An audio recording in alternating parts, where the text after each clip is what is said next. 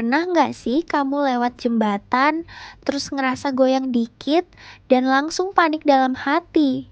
Ini jembatannya aman nggak sih?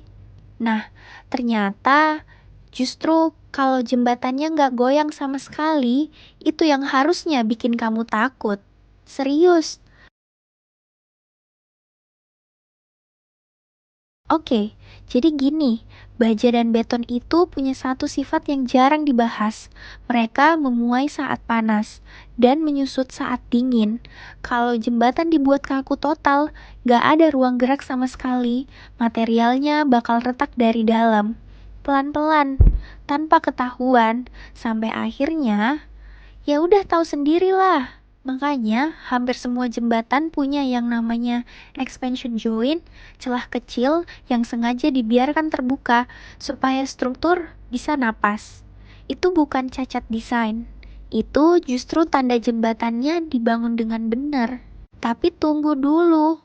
Kalau gerak itu bagus, kenapa ada jembatan yang runtuh? Justru karena terlalu banyak goyang.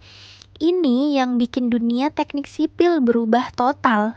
Tahun 1940, di Washington, Amerika Serikat, ada jembatan gantung baru yang baru aja selesai dibangun. Namanya Tacoma Narrows Bridge. Cantik banget, tipis, elegan, tapi cuma 4 bulan setelah dibuka, jembatan itu mulai bergoyang seperti ombak. Bukan karena gempa, bukan karena beban berlebih, tapi karena angin. Angin dengan kecepatan yang sebenarnya nggak ekstrim, cuma sekitar 60 km per jam, mengenai desain jembatan yang salah dan menciptakan efek resonansi. Kayak kamu goyang-goyangin ayunan dengan ritme yang tepat. Makin lama, makin kencang. 4 bulan setelah dibuka, jembatan itu runtuh total ke sungai. Dan kejadian ini secara permanen mengubah cara insinyur mendesain jembatan di seluruh dunia sampai sekarang. Satu hal yang bikin banyak orang kaget, kalau kamu ditanya, jembatan terpanjang di dunia itu ada di mana? Kebanyakan orang jawab Amerika, Eropa, atau mungkin Jepang. Ternyata jawabannya Cina. Namanya Danyang Kunshan Grand Bridge, jembatan kereta cepat yang panjangnya 164,8 km. 164 km, bro. Buat gambaran yang lebih konkret, jarak Surabaya ke Malang lewat tol itu sekitar 90 km. Nah, Danyang Kunshan Grand Bridge panjangnya 1,8 kali lipat dari itu. Artinya, kalau kamu udah sampai Malang dari Surabaya, jembatan ini masih belum habis, masih sisa 74 km lagi. Dan semuanya jembatan, non-stop, di atas air, sawah, sungai, danau, dan pemukiman. Dan ini bukan rekor lama.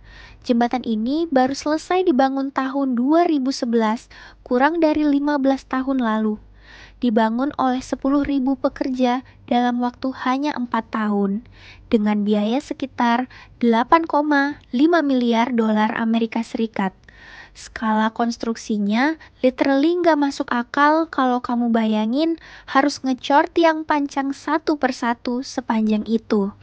Di atasnya sekarang, kereta cepat Beijing-Shanghai melintas dengan kecepatan 350 km per jam dan rekornya sudah tercatat resmi di Guinness World Records 2011 sebagai jembatan terpanjang di dunia. Jadi, next time ngerasa perjalanan Surabaya sampai Malang itu jauh banget. Ingat, jembatan itu bahkan belum selesai kalau kamu baru nyampe Malang.